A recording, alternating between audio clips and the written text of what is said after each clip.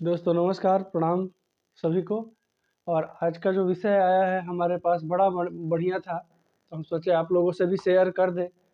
और एक छोटा बच्चा मतलब लगभग हमको लग रहा है कि 10-12 साल का बच्चा होगा, 6 में पढ़ने वाला बच्चा है, 6 में पढ़ता है।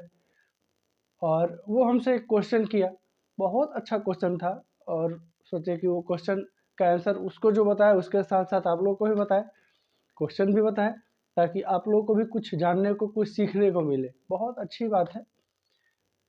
हमसे वो बच्चा पूछा, अंकल हमको एक चीज़ बताइए। बोले बाबू पूछो।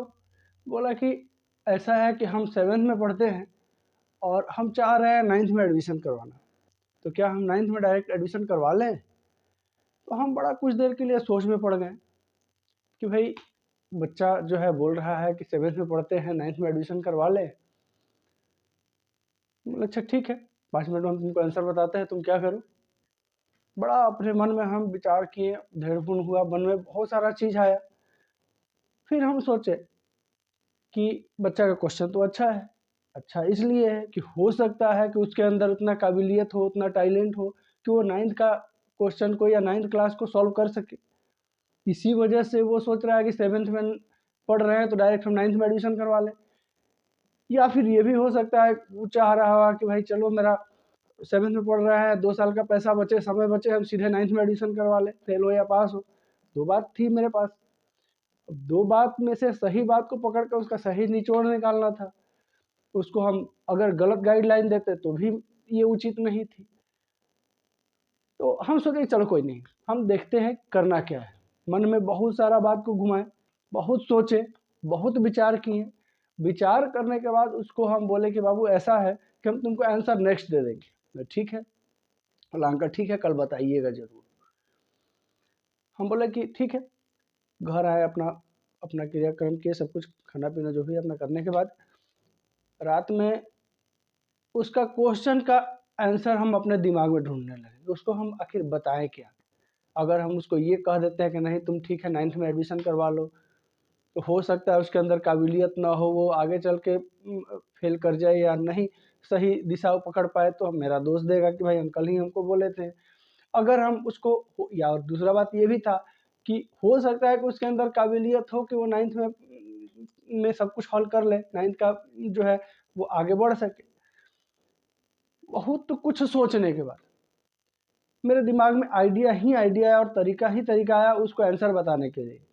तो हम वही चीज़ को सोचे कि आपको भी शेयर कर दें, क्योंकि आप भी हमारे अपने हैं। हो सकता है कि हमारा जो हमारे मन में जो विचार आया वो आपको भी कुछ फ़ायदा करे।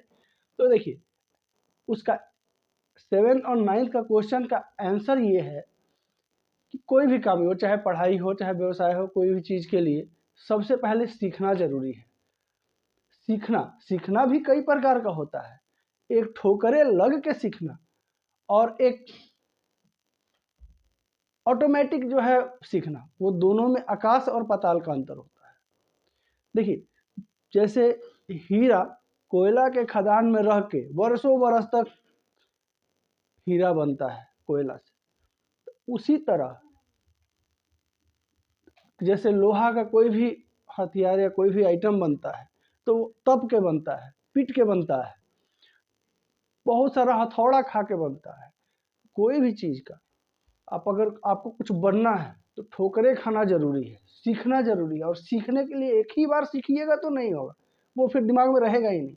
आपको स्टेप बाय स्टेप सीखना होगा, हर एक चीज़ का स्टेप बाय स्टेप सीखिएगा तो वो आजीवन आपके दिमाग में रहेगा। और एक ही बार में अगर कोई चीज़ सीख लीजिएगा तो वो जितना जल्दी सीखिएगा उतना जल्दी जो है आपके दिमाग से निकल भी जाएगा। तो हर एक चीज़ सबसे पहले स्टेप बाय स्टेप सीखना जरूरी है। उसके बाद फाइनली उसका उस बच्चे का क्वेश्चन का आंसर ये हुआ कि जब 7th में पढ़ते हैं, ठीक है, तो 7th में गया कैसे, 1 2 3 4 5 6 7, 1 का पढ़ाई किया, फिर 2 का पढ़ाई किया, फिर 3 का पढ़ाई किया, फिर 4 का पढ़ाई किया, फिर 5 का पढ़ाई किया, फिर 6 का पढ़ाई किया, फिर 7 में गया। ठीक है, वो चाह रहा है कि हम सीधे 9 में चल जाए, तो गलत है।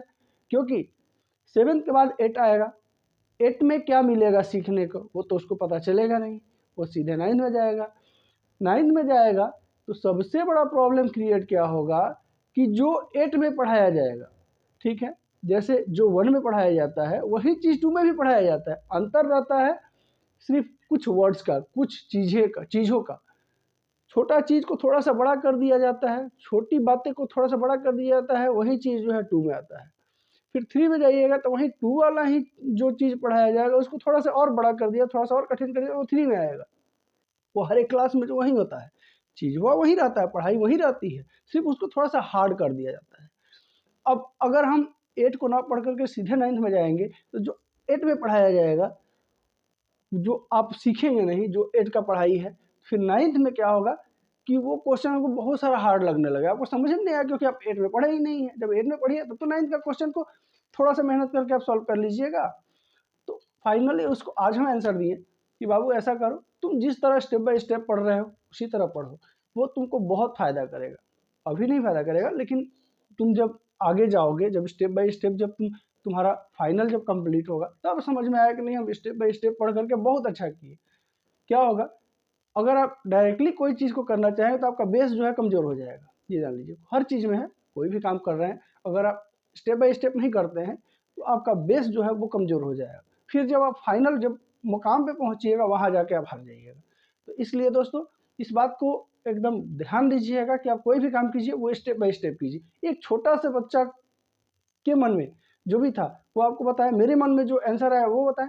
अब इसके अलावा अगर आपके मन में कोई ऐसा क्वेश्चन हो या इस बात से रिलेटेड कोई क्वेश्चन हो तो आप कमेंट बॉक्स में बताइएगा।